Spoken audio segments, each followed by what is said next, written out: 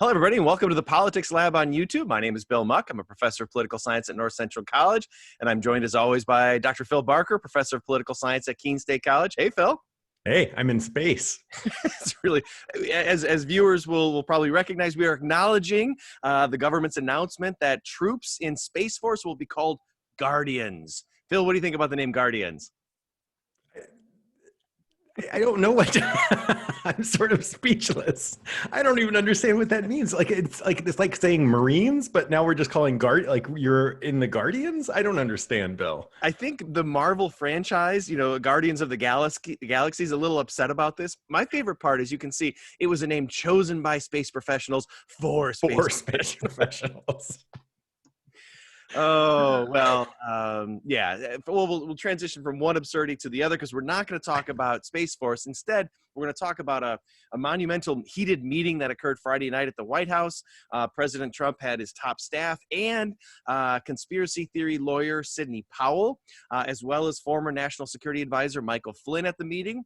They discussed the possibility of Sidney Powell being announced as a special counsel to investigate election fraud, as well as discussing Michael Flynn's recent idea that the president should impose martial law across the country and redo the election. Now, Phil, these things are not likely to happen, but should that make us feel better about the fact that they're being discussed at the highest levels of the government? No, this is terrifying. Like, this is awful. I mean, this is there was this belief, I think people hoped or had this belief that after Trump loses and, the reality would start to set in and that, even Republicans even talked about, we'll let him live this out for a couple of weeks. But what's happened is instead the crazy has gotten exponential, right? Because anybody who is done with this has gotten away from Trump. And so he's left surrounded by the Sidney Powells and the Mike Flynns and the Rudy Giulianis, and nobody else is in the room. And so they're all full in on this, craziness. And so, this is, I'm laughing, but it's deeply disturbing, right? The president is talking about using the military to overturn an election.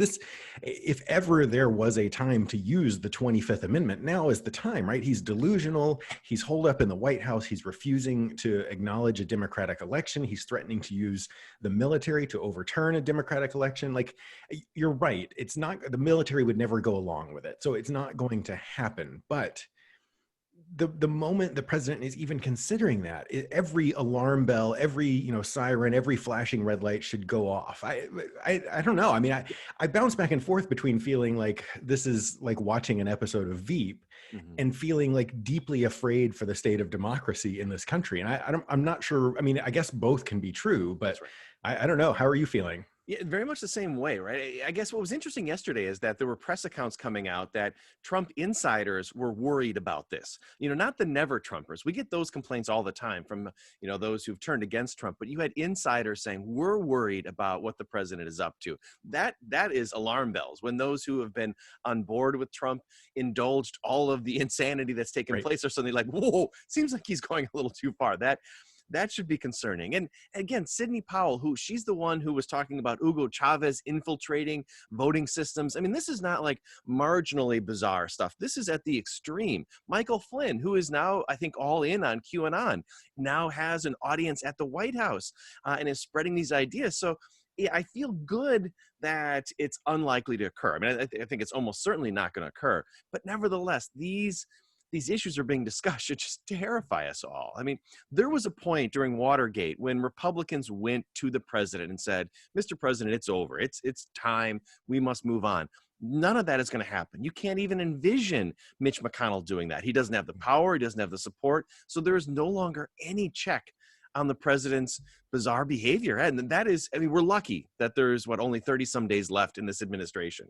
But there were reports yesterday that he's even started to talk about how he's not going to leave which, I mean, he doesn't have a choice, but even pushing it to the point of having the Secret Service have to remove you from the White House. Like, this is why saying something, why it was important for Republicans back to for 4 years, they should have been saying stuff, but certainly after the election, all of the nonsense of like, the anonymous sources saying to the press, like, what's the harm in letting Trump have this? And it's he's going to lose, so let him play it out. This is the problem, right? It has allowed him to work himself up and to buy into his own, insanity for the last, what is it, a month and a half now. And so he's like so dug in now that there's no turning around. Like he's gone so far down that he's past the point of no return that he can't just turn around and say, all right, okay, I tried, but I lost. So he's like all in the conspiracies that he buys into and the tactics that he's willing to try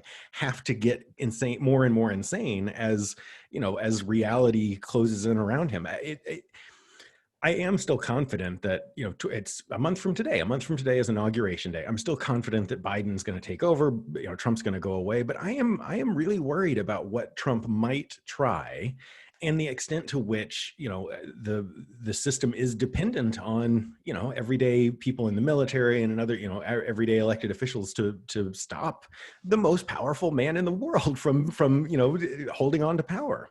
I think there was some hope that as we got closer to the end, that we could just make it there. That we, we're so close. It's a month or 2 months, it'll be fine. And what we're realizing is Trump is motivated to continue to use the power of the office to pursue his own political interest, to carry out revenge on others. I mean, a lot of this, we haven't really got fully into the revenge factor yet, and the pardon factor, that's still coming. So we should be very afraid about what's going to happen over the next 30 some days, because he still has all of those mechanisms at his disposal.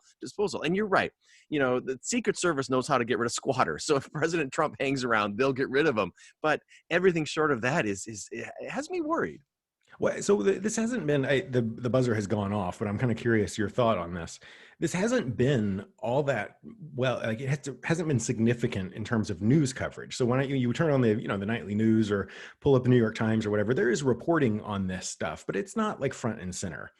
And I'm sort of torn about whether that's the right approach, right? Don't just ignore him. Like, don't give it any air. Don't allow his, conspiracy theories to continue to sort of fester, or whether this needs to be, like, we need to be paying attention to this and dealing with, like, I don't know, is ignoring it the best way to go, or is ignoring it dangerous? I feel like I get the sense that the press is trying to move on. And I think there's real value in that, right? Don't entertain every bizarre thing the president says. But when there's discussion about martial law, that feels like it does deserve some attention. So like you, I'm torn on what the right balance is there. I will say, the press covered all of the bizarre behavior before, and it never led to anything good, right? So maybe just not covering it, realizing that the Electoral College has spoke, all of this is going to work out fine. But as somebody who cares about democracy, that's what really has me worried. So I'm certain, like you, come January 20th, there's going to be a new president, but the harm that has been caused by this and the lingering effects of Trump's behavior are going to be here for a long time, because many of his supporters firmly believe this. So he can go back and go to Mar-a-Lago, but everybody else who supports him is going to continue to bring this to the political game. It is amazing to see how far we've come. You think back to, scandals 4 years ago, which were, the president wears a tan suit or somebody meets with, and I'm not saying that, I'm not talking about just Obama, just presidential scandals in the past versus now. Like, should we report on the fact that the president's talking to a pardoned felon about possibly implementing martial law? Like that's like, does that raise to the point of like national scandal, or like it's really insane how far we've come. Remember how quaint those conversations about whether the president is going to concede were, right? Those are so fun, right? And we're so far beyond that even being a possibility anymore, right? I really didn't think it could get this bad. As we got to the end, I thought he would be obnoxious, but I didn't think that he would continue to be destructive. And what we're seeing is he's continuing to use the power that he has for the time that is left. Yeah, it's bad. All right. Well, we should wrap up. So please join us on the podcast on Wednesdays if you're interested in hearing more of this. I'll see you then, Phil. I'm going to drift off.